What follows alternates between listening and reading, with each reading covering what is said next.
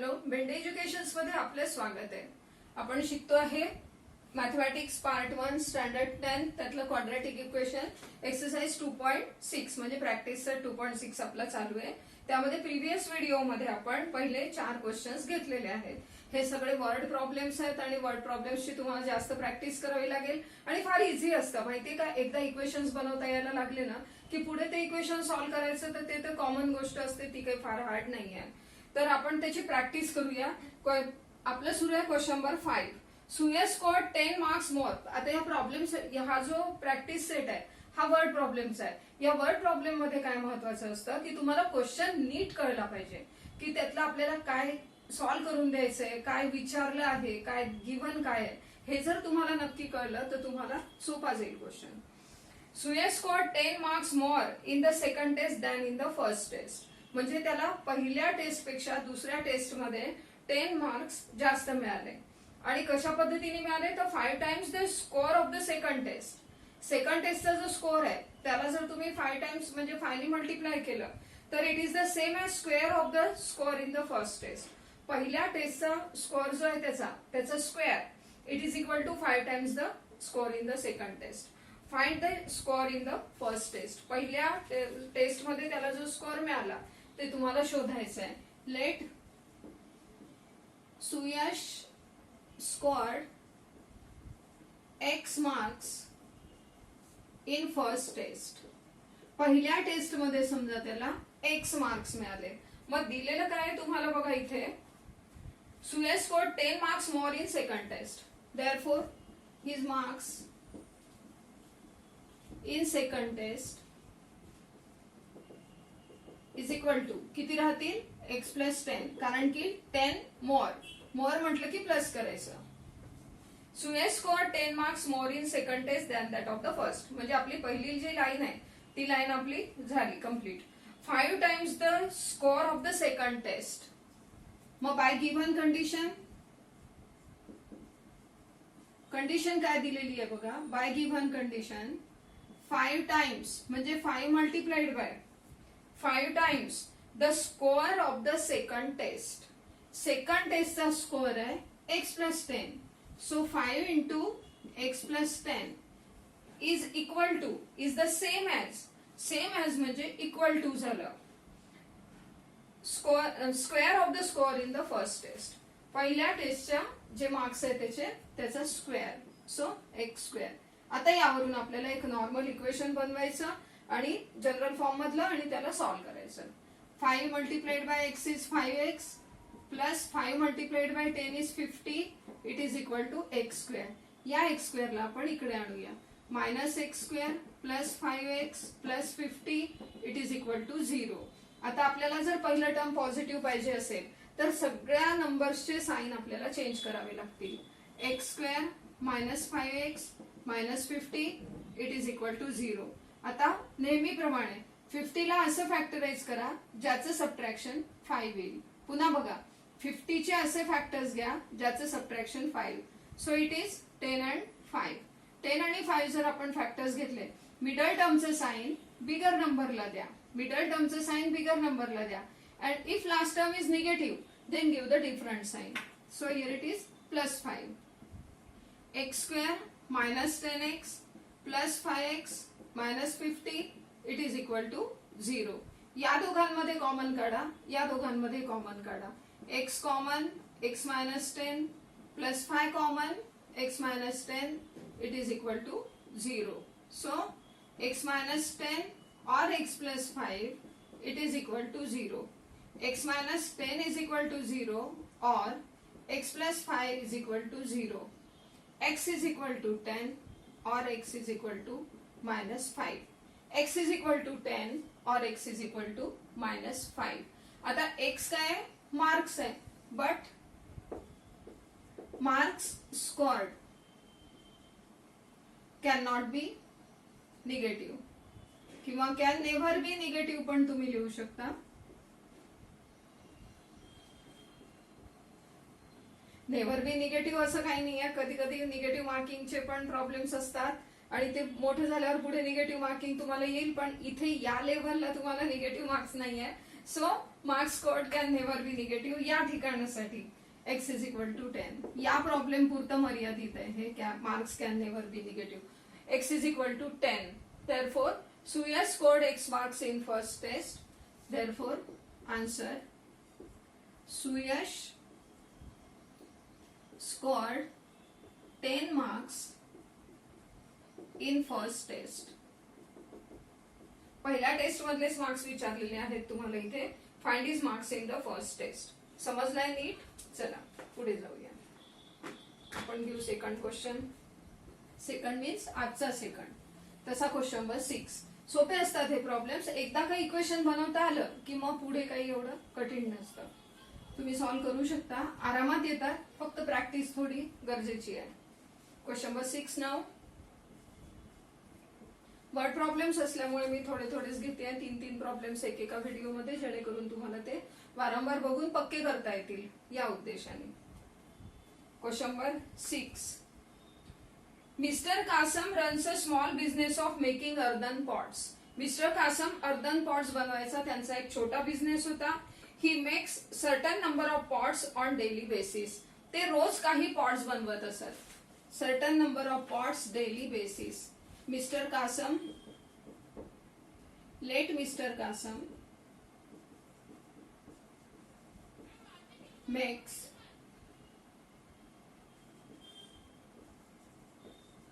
X pots per day रोज ते X pots बनवत होते X pots per day he makes certain number of pots on daily basis production cost of each pot is production cost of each pot is means is equal to किती होती बघा 40 मोर हे झाले बघा 40 आणि हे झालं मोर 40 मोर कशापेक्षा 40 मोर 10 times total number of pots he makes in 1 day एका दिवसात X पॉट्स बनवत होते त्याचे 10 टाइम्स पेक्षा 40 जास्त so here it is 10x plus 40 ही झाली कॉस्ट त्यांची प्रोडक्शन कॉस्ट पुढे दिलेलं आहे त्यांनी if the production cost of all the pots per day is 600 production cost of all pots made in 1 day is equal to 600 600 रुपये त्याची production cost होती एका दिवसात जितके पॉट्स बनवले जातील त्याची त्यानंतर त्यांनी विचारलंय तुम्हाला find the production cost of 1 pot and number of pots he makes per day ते रोज किती पॉट बनवत होते आणि त्याची प्रोडक्शन कॉस्ट किती हे तुम्हाला आता विचारलेलं आहे ओके तर आपल्याला याला सॉल्व्ह करावं लागेल देअरफॉर बाय गिव्हन कंडिशन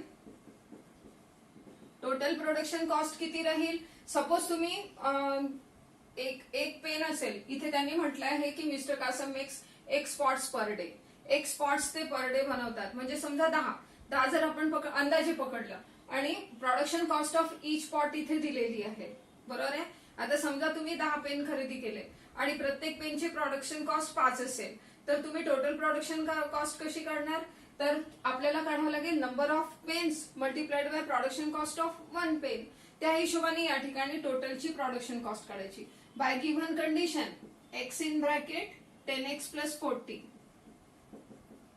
म्हणजे हे झाले number of pots multiplied by ही झाली प्रोडक्शन कॉस्ट आणि टोटल प्रोडक्शन कॉस्ट आहे ₹600 याला मल्टिप्लाय करूया 10 multiplied by x square it is 10x square means 10 into x 10x square plus 40x it is equal to 600 therefore 10x square plus 40x minus 600 it is equal to 0 इथे 0 आहे इथे 0 आहे इथे 0 आहे we can divide it dividing equation by 10 we get x square plus 4x minus 60 it is equal to 0 60 चे असे factor घ्या ज्याचं सबट्रॅक्शन 4 येते 60 चे फॅक्टर ज्याचं सबट्रॅक्शन 4 10 into 6 घेऊ शकतो मिडल टर्मचं साइन इकडे प्लस घ्या शेवटी मायनस आहे give the different sign so x square plus 10x minus 6x minus 60 it is equal to 0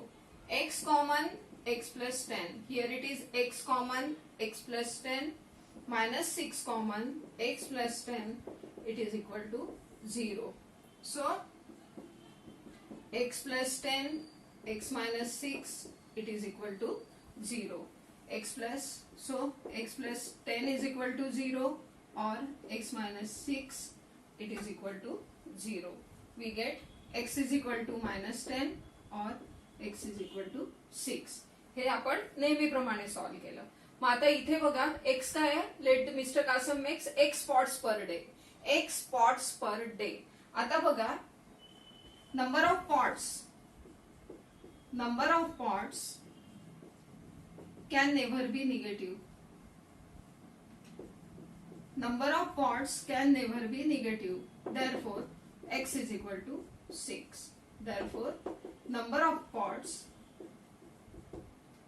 Mr. Kasam makes per day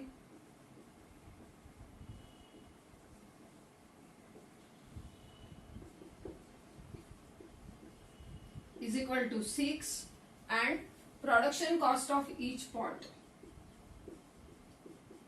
Production cost of each pot it is equal to 10x plus 40 means 10 into 6 plus 40 it is 60 plus 40 is equal to 100. हे झालं आपलं final answer. ठीक आहे की किती pots बनवत होते ते रोजचे 6 पॉट्स बनवत होते आणि त्याची प्रोडक्शन कॉस्ट जी आहे ती 100 होती. समजलं असेलच. Now last question. आपल्या आजच्या व्हिडिओतला लास्ट क्वेश्चन. कोणाला काही समजलं नसेल तर मला ते कमेंट बॉक्स मध्ये निश्चितपणे लिहा किंवा तुम्हाला काही प्रॉब्लेम्स वाटत असतील तर ते सुद्धा तुम्ही कमेंट बॉक्स मध्ये जर टाकले तर मी तुम्हाला ते निश्चितपणे आपण एक दिवस ठेवूया असा. एखाद्या दिवशी मध्ये एक व्हिडिओ 5-6 व्हिडिओ झाले की एखादा व्हिडिओ असा घ्यायचा की ज्याच्यामध्ये तुमचे प्रॉब्लेम सॉल्व्ह करून दिलेले आहेत. Question number 7.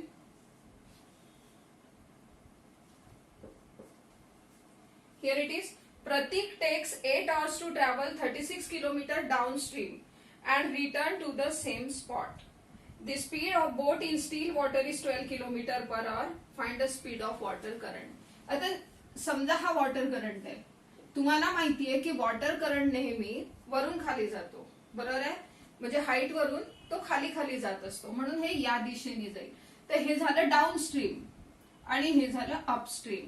तर ज्यावेळेला डाऊनस्ट्रीम जातो त्यावेळेला स्पीड किती घ्यायची तर जी वॉटर करंटची स्पीड असेल प्लस त्या बोटची जी स्पीड असेल ती. कारण खाली जात असताना वॉटर करंटची स्पीड आणि बोटची स्पीड दोघंही प्लस होतील कारण ते मिक्स होईल. तुम्हाला हा अनुभव आहे. तुम्ही ज्या वेळेला सायकल चालवता त्यावेळेला हवा ज्या दिशेने असेल त्याच दिशेने जर आपण सायकल चालवत असू तर आपली स्पीड ऑटोमॅटिकली वाढते. का वाढते कारण आपली स्पीड चालवायची आणि हवेची स्पीड ही दोघं कंबाईन होत असतात. सो प्लस आणि जर तुम्ही अपोजिट डिरेक्शननी गेले तर त्या ठिकाणी मात्र तुम्हाला सायकल चालवायला त्रास होतो. मग त्या ठिकाणी स्पीडला आपल्याला निगेटिव्ह करावं लागतं. मग हे झालं डाऊनस्ट्रीम, हे झालं upstream. Prateek takes 8 hours to travel 36 kilometre downstream. तो 36 किलोमीटर डाऊनस्ट्रीम गेला, परत आला, वापस आला आणि return to the same spot. The speed of boat in still water. Speed of boat in still water is equal to 12 km per hour. Speed of boat in still water. बोटची speed होती 12 km per hour आणि speed of water current आपल्याला शोधायचं आहे. Let the speed of water current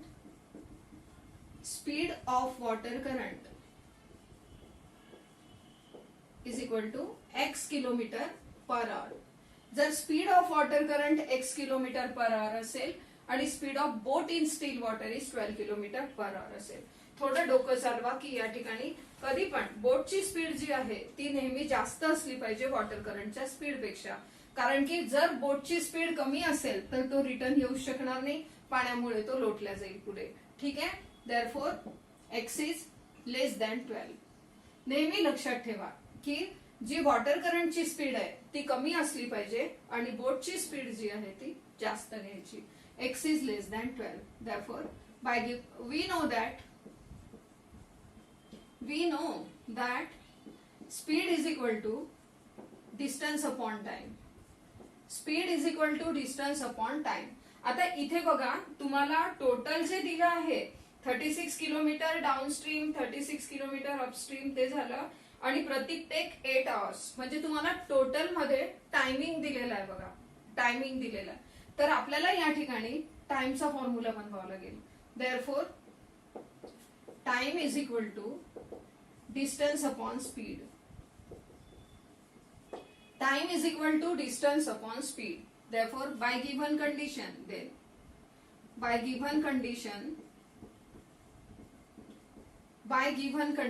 condition काय दिलेली आहे ते बघा. डिस्टन्स ट्रॅव्हल किती आहे 36 किलोमीटर्स आहे. Therefore, time is equal to distance upon speed. 36 upon 12 plus x. 12 plus x केव्हा डाऊनस्ट्रीम जाताना आणि plus 36 upon 12 minus x upstream जाताना स्पीड कमी होईल. So 12 minus x it is equal to 8 hours. बरोबर आहे. हे टाइम हे पण टाइम झालं. डिस्टन्स अपॉन स्पीड हा झाला जाण्याचा टाइम हा झाला येण्याचा टाइम आणि हा दोघांचा कंबाईन टाइम. देअरफॉर 36 मी कॉमन काढतेय in bracket 1 upon 12 plus x plus 1 upon 12 minus x. It is equal to 8 upon 1. Okay. Now 36 मी तिकडे नेते आणि इथे denominator is different so cross multiply करावं लागेल. 12 minus x plus 12 plus x. 1 into 12 minus x is 12 minus x plus 1 into 12 plus x is 12 plus x upon 12 minus x multiplied by 12 plus x. It is equal to 8 upon 36. 8 upon 36. 4 2s are 8. 4 9s are 36. आणि इथे minus x plus x कटतील 12 plus 12. It is 24. 24 upon 12 square minus x square. A plus b a minus b it is a square minus b square. या हिशोबाने 24 upon 12 square minus x square. It is equal to 2 upon 9. आता पुढे बघा. याच्या पुढे बघा आता यानी याला मल्टिप्लाय यानी याला multiply. Okay. 2 in bracket 144 minus x square 12 चा square 144. 144 minus x square is equal to 9 into 24 और 24 इंटू 9. 2 मी पलीकडे नेते. 144 minus x square is equal to 24 into 9 upon 2. 2 1 जा 2 इथे 12. 144 minus x square is equal to 108. I think 108 बरोबर आहे. 108 ला आपल्याला इकडे किंवा 144 ला आपण तिकडे नेऊया. Minus x square is equal to 108 minus 144. So minus x square is equal to different sign subtraction give the sign of bigger number. Here minus 36. X square is equal to 36. Therefore, x is equal to plus minus 6. Taking square root. Square root Gaya. X is equal to plus minus 6. Therefore, x is equal to plus 6 or x is equal to minus 6. आता x म्हणजे speed of water current. Speed of water current can never be negative. पाणी असं उलट जात नाही. Speed of water current can never be negative. Speed of water current can never be negative. Therefore, answer speed of water current